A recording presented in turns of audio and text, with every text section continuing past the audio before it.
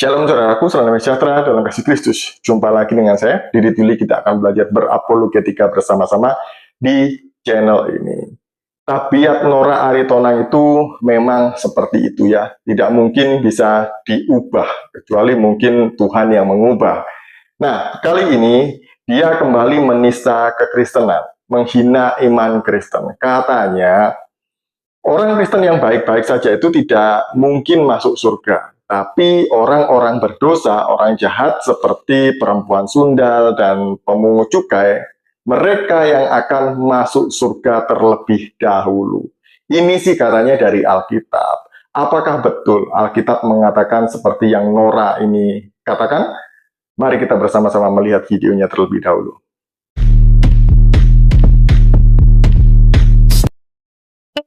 Saya dulu kan Kristen nih, ya kan? Saya dulu Kristen, jadi karena saya baca Yesus menjanjikan perempuan lonte masuk dalam kerajaan Allah duluan, memang dulu jujur saya melonte dulu. Melonte sama siapa? Mau tahu kalian? Mau tahu? Mau tahu nggak? Saya lonte sama siapa? Ayo, mau tahu nggak? Sakit hati kalian nanti. Mau tahu nggak saya melonte sama siapa? Loh, karena apa? Makanya saya bilang, saya menyesal sekali. Kenapa dari awal tidak saya baca itu? Kalau tidak lebih enak saya melacur. Iya kan? Kan Yesus mengatakan, pemungut bea cukai dan wanita pelacur akan mendahului kamu masuk ke dalam kerajaan Allah. Saya kalau tahu kayak begitu, saya bilang sama mak saya dengan adik-adik saya dan kakak saya, weh, ayo melacur kita. Yesus menjanjikan duluan, gak ada gunanya kita berbuat baik, ayo melacur kita.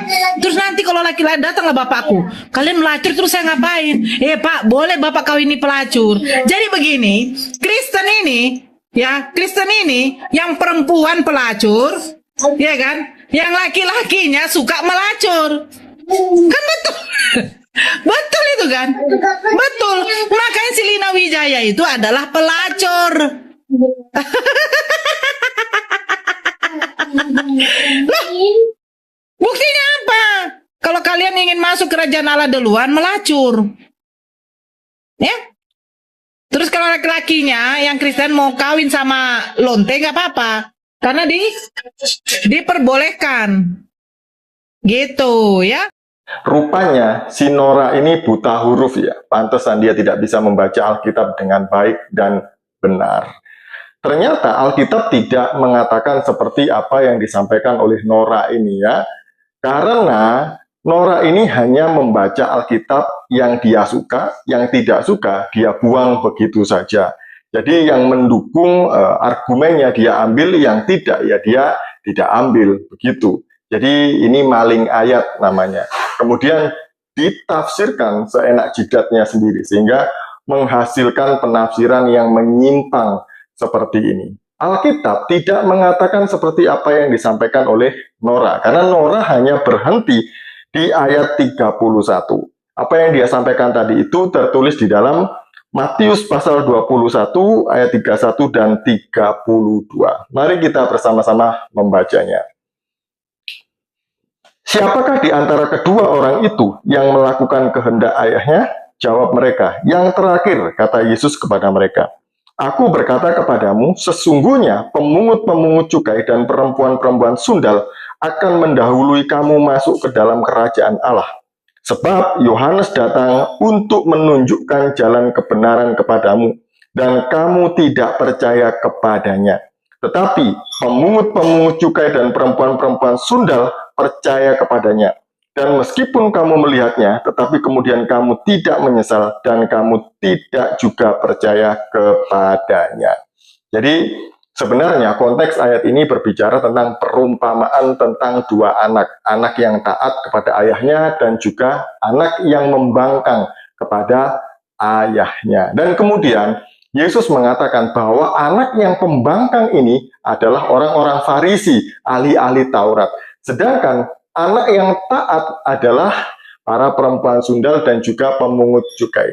Di mana ketika Yohanes menyampaikan kabar pertobatan dari Allah, dia menerima atau mereka ini percaya kemudian menerimanya dan dibaptis dan bertobat. Oleh karena itu, mereka mendapatkan keselamatan. Jadi, yang diselamatkan bukan karena justru dia bersundal atau dia berbuat jahat dengan memujukai yang lebih, tidak, tapi karena pertobatan, ya, bukan karena perbuatan itu, tidak ada. Makanya kalau baca Alkitab itu yang betul, jangan dipotong-potong. Ini kamu sedang menistakan Alkitab, sedang menyelewengkan arti Alkitab sesungguhnya. Lalu, apa sih sebenarnya yang disampaikan oleh Yohanes sehingga para perempuan sundal dan pemungut cukai menerima, tapi orang Farisi menolak? Mari kita melihat di dalam Markus pasal yang pertama, ayat yang keempat. Demikianlah Yohanes Pembaptis tampil di padang gurun dan menyerukan, bertobatlah dan berilah dirimu dibaptis dan Allah akan mengampuni dosamu. Jadi inilah yang diserukan oleh Yohanes Pembaptis. Orang-orang Farisi ahli Taurat tidak mendengarkan Yohanes, tapi justru orang-orang berdosa yang menerima berita ini dan kemudian mereka dibaptis dan bertobat, sehingga Allah mengampuni mereka. Dan itulah yang membuat mereka diselamatkan dan mereka masuk surga.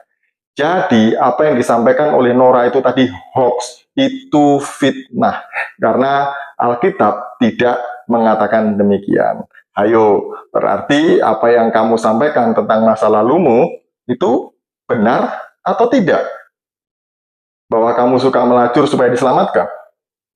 Karena kekristenan tidak pernah mengajarkan demikian. Kalau kamu mau melakukan itu, ya terserah, ya. Yang penting kami tidak. Sekian dari saya. Shalom, salam waras. Tuhan Yesus memberkati kita semuanya.